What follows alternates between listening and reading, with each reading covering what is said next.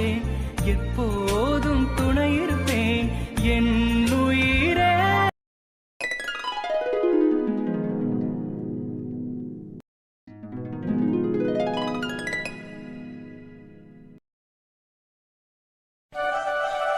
நான் கூப்பிட்ட உடனே இந்த ஃபங்க்ஷனுக்கு வந்ததுக்கு ரொம்ப நன்றி மீனா. ஐயோ, நான் தான் உங்களுக்கு பல விஷயத்துக்கு நன்றி சொல்லணும்.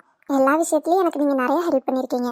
உங்கள் ஃபங்க்ஷனுக்கு நான் வராமல் எப்படி? ஆனால் ஒன்றுங்க, நான் கூட நீங்கள் கூப்பிட்டதும் நிச்சயத்துக்கு நிறைய பேர் வருவாங்க, என்னையும் இன்வைட் பண்ணியிருக்கீங்கன்னு நினச்சேன்.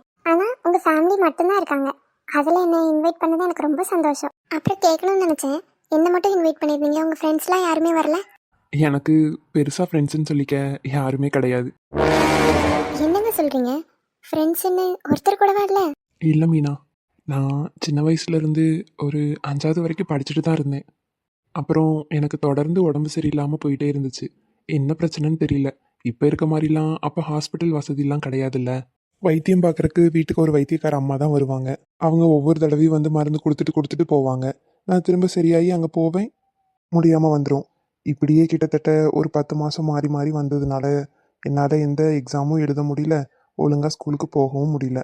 அதனால் அப்போ இருந்த டீச்சர் இன்னொரு தடவை 5வது படிக்கணும், ஏன்னா ஒரு எக்ஸாமும் எழுதாமல் எங்களால் பாஸ் போட முடியாது, திரும்ப உடம்பெல்லாம் சரி பண்ணிவிட்டு அடுத்த வருஷமும் 5வது படிக்கிறீங்களான்னு கேட்டாங்க.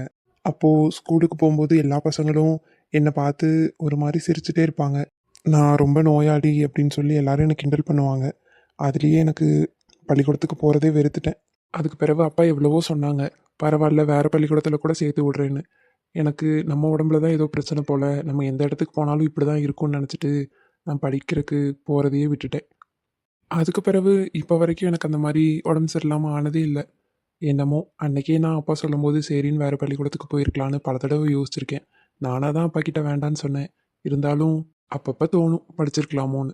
எனக்கு திரும்ப அப்படி வந்துருங்கிற பயத்தில் தான் வேண்டான்னு சொன்னேன். ஆனால் இப்போ வரைக்கும் வரல. அப்படியே நானும் படிச்சிருந்தேன்னா என் கூட படிச்சிருந்த பசங்கள்லாம் என் கூட நல்ல ஃப்ரெண்டாக இருந்திருப்பாங்க. நான் அப்படி இடையில ஆனதுனால யாரும் என்கிட்ட பெருசாக பேச்சே வச்சுக்கல. நான் அங்கே ஸ்கூலுக்கு போனாலும் தனியாக தான் இருப்பேன். அதுக்கு பிறகு இப்போ வரைக்கும் நல்லா தான் இருக்கேன். இருந்தாலும் சின்ன வயசுல இருந்து தானே நமக்கு அந்த நட்புன்னு ஒன்று மலரும். அப்போ இருந்து கூடயே இருந்தோன்னா அவங்களுக்கு நம்ம பெஸ்ட் ஃப்ரெண்டாலாம் இருந்திருக்கலாம். அப்போ இருந்து யாரும் என்கிட்டையும் சரியாக பேச மாட்டாங்க, நானும் யார்கிட்டையும் பேசுறதில்ல. இப்படியே இருந்துட்டேன். அதனால தான் என் வாழ்க்கையில் ஃப்ரெண்ட்ஸ்னு யாருமே கிடையாது.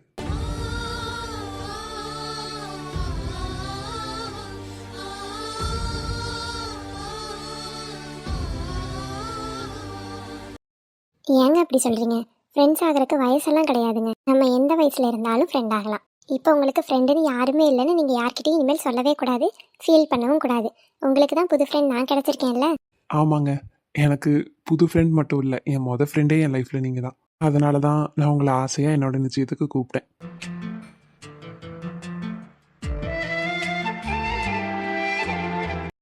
இந்த ஃப்ரெண்ட்ஷிப் என்றைக்கும் தொடரும். நீங்கள் எதுவும் வருத்தப்படாதீங்க, சரிங்களா? உங்களுக்கு ஒரு ஃப்ரெண்டாக என்றைக்குமே நான் இருப்பேன். ரொம்ப நன்றிங்க. சரிங்க, எனக்கு நேரம் ஆயிடுச்சு. நான் அப்போ அப்படியே வேலைக்கு கிளம்பட்டுமா? ஓ, வேலைக்கு போகணுமா? இன்னைக்கு நீங்கள் லீவ் போடலையா? இல்லைங்க, லீவெல்லாம் போடலை. பர்மிஷன் தான் சொல்லிட்டு வந்திருக்கேன் மேனேஜர் அண்ணாட்ட. போகலன்னா அப்புறம் திட்டுவாங்கல்ல. லீவ் போட்டிருக்கலாம்ல, நான் வேணா லீவாக மாற்ற சொல்லட்டுமா? வேண்டாங்க, என்னதான் எங்கள் ஓனர் உங்கள் ஃப்ரெண்டாக இருந்தாலும் அடிக்கடி எனக்காக நீங்கள் பேசினா அப்புறம் அவர் அதை வச்சு தான் தப்பாக நினச்சிடக்கூடாதுல்ல. எனக்கு ஒரு பிரச்சனையும் இல்லை, நான் வேலைக்கு போய்க்கிறேன். ஐயோ, இன்னும் நான் தான் ஓனர்னு மீனாக்கு தெரியாதுல்ல. நம்ம ஃப்ரெண்டு தான் அவங்க ஓனர்னு நினச்சிக்கிட்டு இருக்கா. நம்ம தான் இப்போ ஃப்ரெண்ட்ஸ் ஆகிட்டோம். இருந்தாலும் அவகிட்ட அப்படி மறைக்கக்கூடாது, தப்பு இல்லை. ஃப்ரெண்டுக்கிட்ட உண்மையாக தான் இருக்கணும். அதனால நம்ம உண்மையை சொல்லிடலாம். அதெல்லாம் ஓனர் ஒன்றுமே நினைக்க மாட்டார் மீனா. ஏன்னா இங்கே வேலை செய்கிற இடத்துக்கு நான் தான் ஓனர். இவ்வளோ நாள் சொல்லாமல் இருந்ததுக்கு என்னை மன்னிச்சிருங்க. ஏங்க, ஃப்ரெண்ட்ஸ் ஆகிட்டோம் தான், அதுக்குன்னு இப்படியெல்லாம் என்னை போய் சொல்லி ஏமாற்றக்கூடாது, சரியா? ஐயோ, இது ஒன்றும் பொய் இல்லை, உண்மைதான். நீங்கள் எங்கள் கடையில் தான் வேலை செய்கிறீங்கன்னு எனக்கு சத்தியமாக தெரியாது. 2 தடவை யதார்த்தமாக தான் பார்த்தோம். என்னைக்கு நான் உங்களை கடையில் பார்த்தனோ அன்னைக்கு தான் நீங்கள் அங்கே வேலை செய்கிறீங்கன்னு எனக்கு தெரியும். நான் தான் ஓனர்னு உங்ககிட்ட மறைக்கணும்னு மறைக்கல. ஆல்ரெடி நம்ம வெளியே பார்த்து சண்டைலாம் போட்டுட்டோம். அதனால நான் தான் ஓனர்னால் நீங்கள் எதுவும் சங்கடமாக நினைப்பீங்களோங்கிறக்காக மட்டும்தான் நான் தான் ஓனருங்கிற உண்மையை சொல்லாமல் நான் கிளம்பி வந்துட்டேன். இன்ட்ரெஸ்டிங்காக தான் இருக்குது நீங்கள் சொல்கிற கதையெல்லாம் கேட்குறக்கு. நான் நம்பினதும் ப்ராங்க் பண்ணேன், சும்மா சொன்னேன்னு சிரிப்பீங்க, அதானே? எனக்கு எதுக்கு, நான்லாம் நம்பலப்பா. அட என்ன இவ, நான் சொன்னாலும் நம்ப மாட்டேங்கிறா. அட உண்மைதாங்க. சரிங்க, உண்மையாகவே இருக்கட்டும். உங்கள் நிச்சயத்துக்கு கண்டிப்பாக கூப்பிடுங்க, நான் வரேன். ஐயோ சாரிங்க, இன்னைக்கே நிச்சயம்தான் என்கிட்ட சொன்னாங்க. அதனால தான் நானே உங்களை வர சொல்லியிருந்தேன். கடைசியில் அப்பா அப்படி இன்னொரு நாள் வச்சுக்கலான்னு சொல்லுவாங்கன்னு எனக்கு தெரியாது. பரவாயில்லைங்க, அதில் ஒன்றும் தப்பில்லையே. அவர் நினைக்கிறதும் சரிதானே. வீட்டுக்கு மூத்த பையன் நீங்கள், உங்களோட நிச்சயத்தை ஏன் சிம்பிளாக வைக்கணும்? நல்லா பெருசாக பண்ணணும்னு ஆசைப்படுறாரு, அந்த மாதிரியே வைக்கட்டும். அவங்க பொறுமையாக ஒரு நாள் பார்த்துட்டு சொல்லுவாங்கல்ல, அப்போ சொல்லுங்க, நான் நிச்சயம் வரேன். ம் சரிங்க. போயிட்டு வரேன், டாடா. நான் கொண்டு வந்து கடையில் இறக்கி விடட்டுமா? எப்படி தனியாக போவீங்க? ஐயோ வேண்டாங்க, நான் ஸ்கூட்டியில் தான் வந்து ஸ்கூட்டிலேயே போயிடுவேன், அது ஒரு பிரச்சனையும் இல்லை. ம் சரிங்க, பார்த்து போங்க. ம் சரிங்க, பாய். பாய்.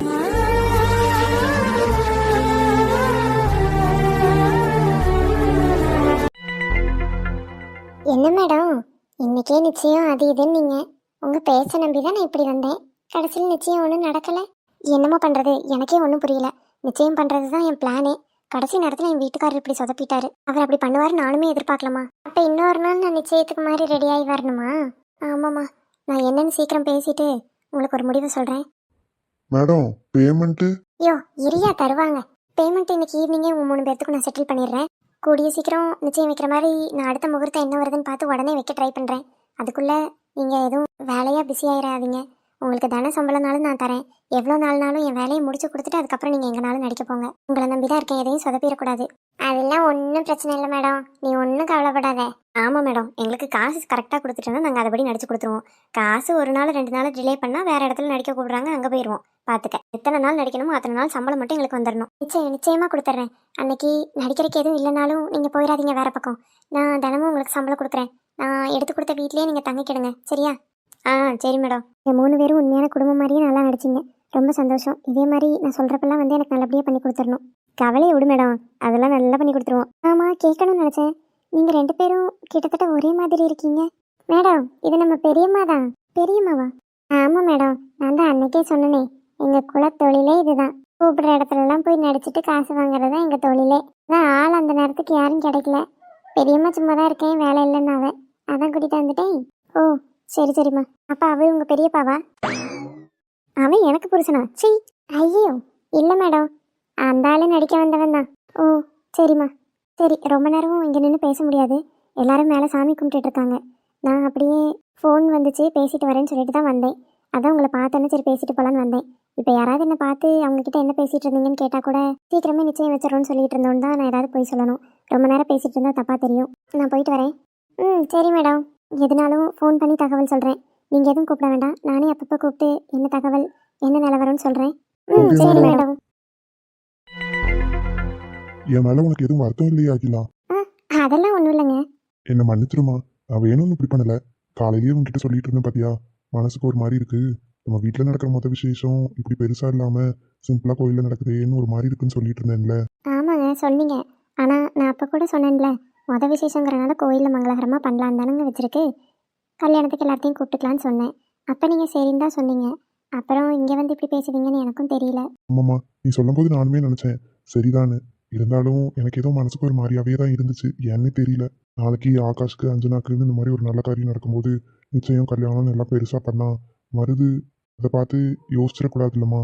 அப்படி அந்த மாதிரி தம்பி தங்கச்சியை பார்த்து பொறாமப்படக்கூடிய ஆள் மருது கிடையாது தான். இருந்தாலும் அவன் மனசில் ஒரு ஓரத்துலையாவது எனக்கு நிச்சயம் சும்மா கோயிலில் தானே வச்சு பண்ணாங்க, ஆளுங்க கூட நிறையா வரல, தம்பிக்கு தங்கச்சிக்கு மட்டும் நல்லா பெருசாக நடக்குதுன்னு சங்கடப்பட்டுட்டான்னு வையேன், அது கஷ்டமாக போயிடும். அவன் நம்மக்கிட்ட கேட்கலனாலும் அவன் மனசில் நினைக்கிறதுக்கு வாய்ப்பு இருக்கு இல்லையா? அதுக்கான இடத்த நம்ம ஏற்படுத்தி கொடுக்கக்கூடாது இல்லைம்மா. நமக்கு 3 பிள்ளையும் ஒன்று தான், அதே மாதிரி தானே 3 பேர்த்தையும் பார்க்கணும். இவனுக்கு ஒரு மாதிரி அவனுக்கு ஒரு மாதிரி என்னால் பார்க்க முடியாதுமா. ஐயோ, நான் பெற்ற பிள்ளைங்களை விட மருதுவை தான் அவ்வளோ பாசமாக பார்த்துக்கிறேன்னு உங்களுக்கே தெரியும். இப்போ நான் மட்டும் அவனுக்கு இப்படிலாம் நடக்கணும்னு ஆசைப்பட்டேனா சொல்லுங்கள்? சரி, கோயிலில் பண்ணுறதுனால அப்படி யோசிச்சிட்டேன். இல்லைனா நானும் மருதுக்கு பெருசாக கிராண்டாக பண்ணணும்னு தான் நினச்சிருப்பேன். என் மேலேயும் தப்பு இருக்குல்லங்க, என்னையும் மன்னிச்சிருங்க. ஐயோ அகிலா, உன் மேலே ஒரு தப்பும் கிடையாது. முதல் விசேஷம் இப்படி நடக்கணும்னு ஆசைப்பட்டேன். நீ ஆசைப்பட்ட மாதிரியே நம்ம பொண்ணை பார்த்தது முதல் சந்திப்பு நமக்கு கோயிலில் தான் நடந்திருக்கு இல்லையா? அந்த கடவுளோட ஆசீர்வாதமும் அனுகிரகமும் என்றைக்கும் நம்ம பிள்ளைங்க கூட இருக்கும். முடிவு பண்ணது கோயிலில் தானே. இனி நடக்க போகிறது ஒரு மண்டபமோ இல்லை அவங்க வீடோ. பூ வச்சு நிச்சயம் மாதிரி பெருசாக எல்லாத்தையும் கூப்பிட்டு சாப்பாடு போட்டு சிறப்பாக பண்ணிடலாம். என்னம்மா? ம் சரிங்க. மருது தாய் இல்லாத பிள்ளை, அவனுக்கு எந்த குறையும் நம்ம வைக்கக்கூடாதுமா. ஐயோ அகிலா, என்னாச்சுமா? எதுக்கு திடீர்னு இப்படி கண் கலங்கிட்டு இருக்க? நான் எதுவும் தப்பா பேசிட்டேனா?